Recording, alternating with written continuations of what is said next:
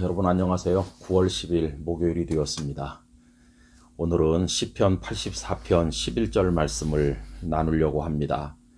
여호와 하나님은 해요 방패이시라. 여호와께서 은혜와 영화를 주시며 정직하게 행하는 자에게 좋은 것을 아끼지 아니하실 것임이니이다. 아멘. 시편 84편은 하나님의 성전에서 섬기던 레위 지파에 속했던 고라 자손의 시입니다.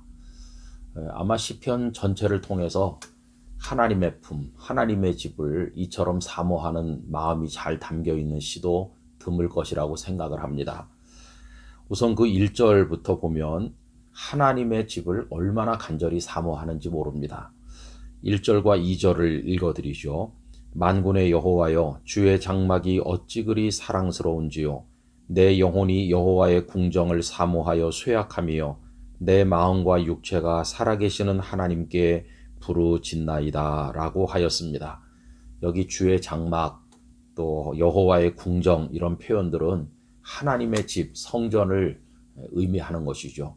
고라 자손이 성전에서 섬겼던 레위 사람들이라는 사실을 우리가 생각을 하게 됩니다.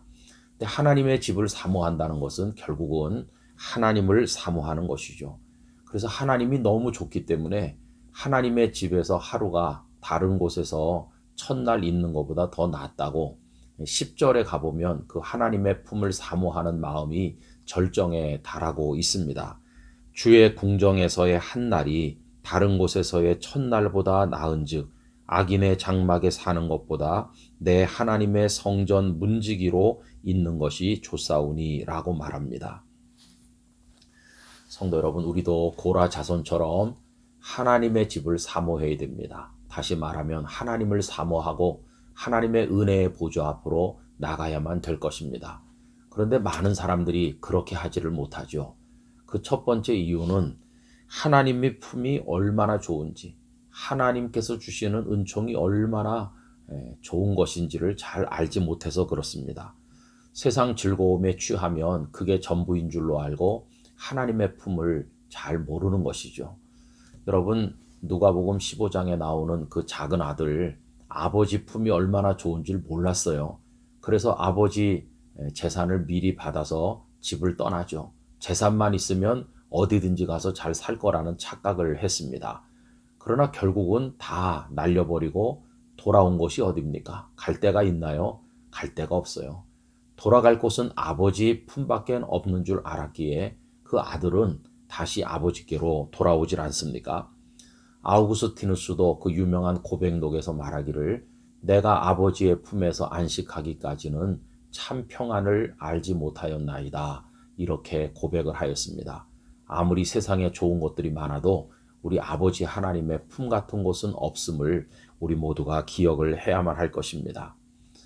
또 사람들이 하나님께로 나오지 못하는 것은 여러 가지 장애물이 가로막을 때가 많기 때문이죠. 여러분, 사탄은 우리가 하나님의 은혜의 보좌 앞으로 나가지 못하도록 얼마나 많이 우리를 방해하는지 알 수 없어요. 그러나 홍해를 건너고 광야를 건너고 요단강을 건너고 여리고를 넘으며 가나안의 한복판으로 진겨가던 이스라엘 백성처럼 어떤 장애물이 있어도 우리는 하나님께로 은혜의 보좌 앞으로 나가야 됩니다. 그래서 5절에서 7절까지 말씀을 쉬운 성경으로 읽어보면 이렇습니다. 주께로부터 힘을 얻는 사람은 행복합니다. 시온을 향하여 가는 것을 사모하는 사람은 행복합니다. 그들이 눈물의 골짜기를 지나갈 때에 그곳을 샘이 되게 하며 가을비가 우물을 가득 채워줍니다. 예루살렘을 향해 걸어갈수록 점점 더 힘을 얻습니다. 모두들 시온에서 하나님을 만나게 될 것입니다. 하나님을 향해 계속 나가는 거죠. 눈물 흘리면서라도 나가다 보면 하나님께서 그 길에 복을 내려 주신다는 것입니다.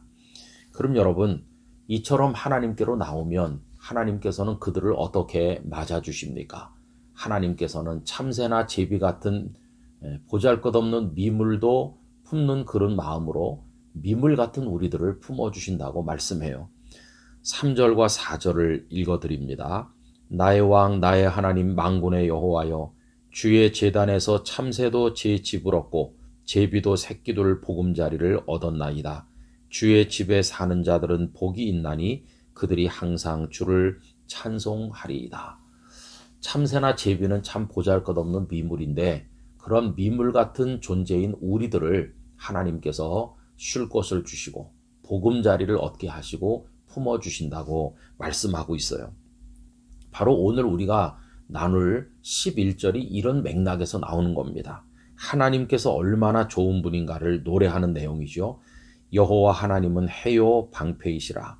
여호와께서 은혜와 영화를 주시며 정직하게 행하는 자에게 좋은 것을 아끼지 아니하실 것임이니이다. 이렇게 말했어요. 놀이터에 놀고 있는 어린 아이들을 생각해 보세요. 어떤 아이가 초콜릿 하나 가지고 와서 자랑하면서 나눠주지는 않고 혼자 먹으며 뽐내면 옆에 아이가 굉장히 상처받고 섭섭할 겁니다. 그런데 그 옆에 다른 아이는 울지 않아요. 그 초콜릿 안 줘도 누나라 뭐 깜빡하지 않아요. 조금도 개의치 않아요. 알고 보니까 그 울고 있는 아이와는 달리 그 옆에 있는 다른 아이 어떻게 울지도 않고 눈 하나 깜빡하지 않느냐. 그 이유는 그 아버지가 초콜릿과 비교할 수 없는 엄청난 케이크를 저녁에 사오신다는 걸 알기 때문이에요. 여러분, 최고로 좋으신 아버지 하나님이 우리에게 계시다는 걸 확신하면 세상이 좀 우리를 섭섭하게 하고 우리를 어렵게 한다고 해도 우리들은 주저앉지 않을 것입니다. 그 하나님이 해와 방패가 되시고 우리에게 좋은 걸 주신다는 사실을 깨달으면 하나님 한 분만으로 기뻐하고 만족하는 삶을 살아갈 수가 있게 되는 것입니다. 행복한 신앙생활은 하나님이 얼마나 좋으신가를 아는 데 있는 것입니다. 주님과 같이 내 마음 만지는 분은 없네. 오랜 세월 찾아 난 알았네. 내겐 주밖에 없네. 요즘같이 복잡하고 힘든 세상에 우리의 마음을 편안하게 해주시고 우리를 복되게 만드실 분은 하나님뿐이세요. 하나님만 생각하면 속이 상하다가도 웃게 되고 화가 나다가도 용기를 가지게 되고 그래요. 그 좋으신 하나님을 향해 끊임없이 달려가는 우리 모두가 되기를 간절히 원합니다. 참 좋으신 아버지 하나님, 아버지처럼 저희들의 마음을 상한 마음을 만져주시는 분은 없습니다.